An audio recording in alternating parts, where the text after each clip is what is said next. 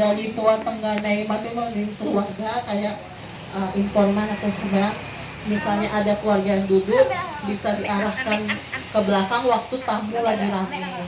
Jadi biar masing-masing kita tamu tuh bisa merasa nyaman di tempat gitu. Paling kalau secara umum seperti itu.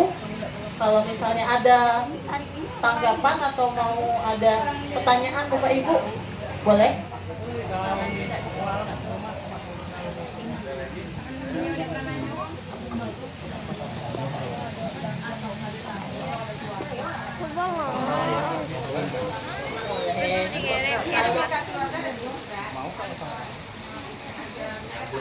Tidak apa-apa.